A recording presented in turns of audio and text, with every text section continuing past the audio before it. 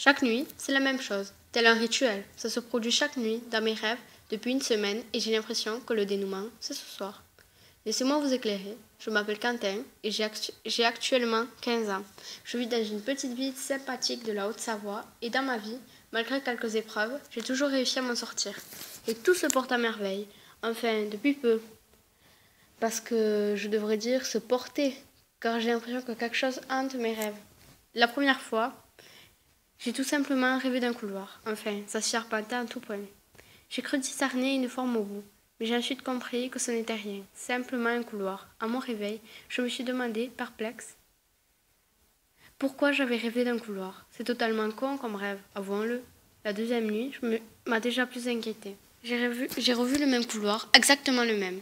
Ne l'ayant vu qu'une fois, en rêve, je l'ai reconnu immédiatement, comme si je l'avais vu toute une vie. Sauf que cette fois, quelque chose avait changé. Si la première fois, il m'avait semblé voir quelque chose, cette fois, je l'ai clairement vu.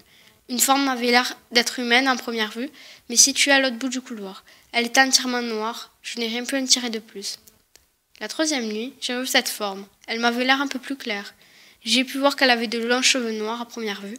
Il m'a semblé qu'elle s'était rapprochée, mais je n'en étais pas sûre. Au réveil, j'ai repensé à ce couloir. Il m'a semblé si familier. Quelque chose clochait, j'en étais convaincue. Quatrième nuit. Encore et toujours ce cauchemar. Aucun changement vis-à-vis de la forme. Sauf que peut-être je la voyais plus clairement. Elle semblait porter une longue robe noire, style années 20. Ses cheveux étaient noirs. J'ai pu le constater en voyant qu'il tombait sur sa poitrine. Je n'avais pas encore vu son visage, malgré le fait que cette fois, elle s'était rapprochée. La nuit dernière, j'avais pris un repère vis-à-vis du mur et j'ai constaté qu'avec effroi que ces dernières nuits, elle ne faisait que se rapprocher de moi. Encore une ou deux nuits, et elle serait arrivée.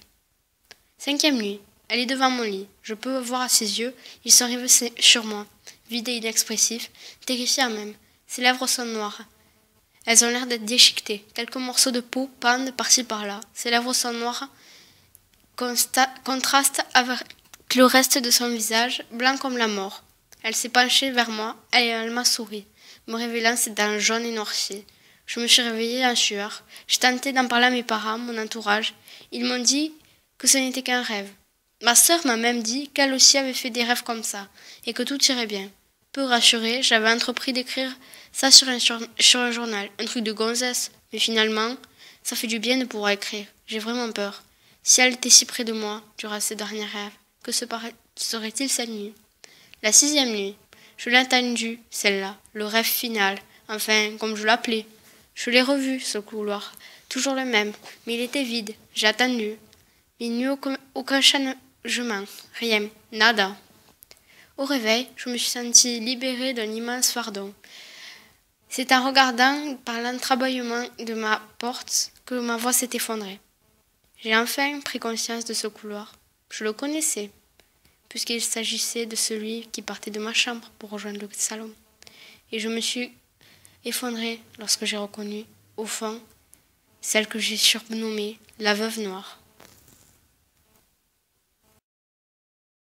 Come to meet you.